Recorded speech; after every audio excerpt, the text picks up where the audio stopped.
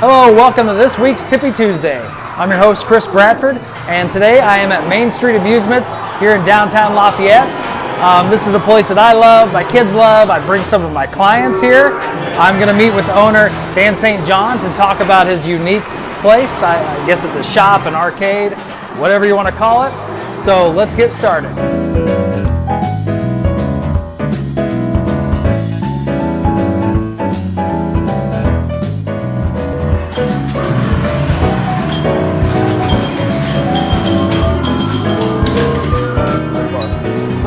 Dan St. John of Main Street Amusements. And Dan, kind of tell me, how did you get started in this business?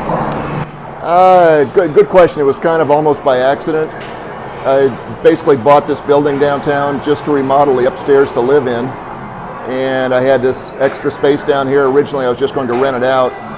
And I had a few of these games already, and it kind of got the idea that maybe it'd be nice to have my own little workshop back here and put a few games out front and see what happens, and it's kind of taken off from there.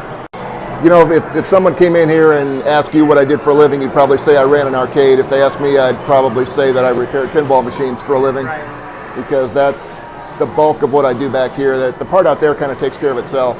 Yeah. So I've always enjoyed working on them. So this is the fun part for me. I like playing them too, but it's a little bit more of a challenge when you find a game like this that's, 40, 50 years old, that hasn't been touched in maybe 20 or 30 years, and bring it back to life. That's a lot of fun for me. That's very satisfying. Yeah, for me it's a repair shop. For everybody else it's an arcade. But yeah, it's the best part for me is working on the old games, the old electromechanical games. Nobody really works on those anymore. It's the newer games. You get into the newer solid state games, a lot of them, the diagnostics are built in. The old games, you have to get an old schematic, roll it out, and just kind of do some old-fashioned detective work to get them going. I'm much better on pinball.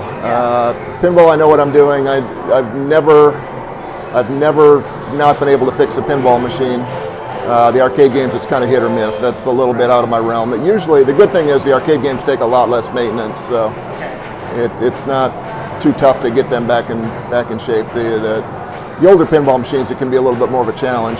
Yeah. The brand new games we get basically from a distributor, and we've got, on our pinball machines, we've got everything from the 70s through brand new games, and it's pretty evenly split right now. I think if you look out there on the left side of the room, it's all older games, maybe 70s through the 80s, and then on this side you get through the 90s right up through this year.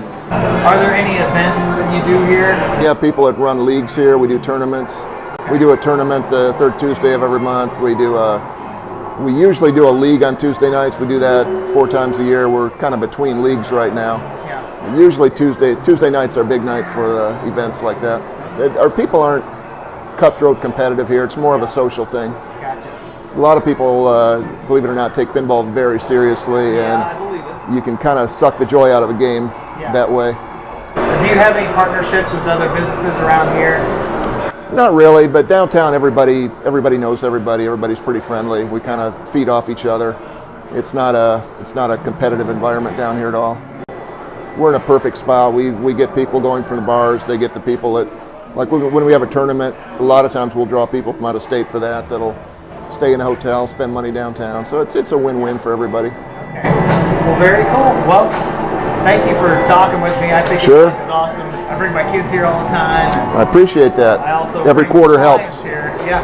Nice. So I brought some out of town guys from California, and I just kind of showed them, hit some of my favorite places. Mm-hmm. This was one of the stops, and I couldn't hardly get out. So, yeah. Well, it's good to hear. It's nice to have. We've got a nice variety downtown. Yeah. A lot of oddball businesses like this, and that's what kind of gives downtown its character, I think.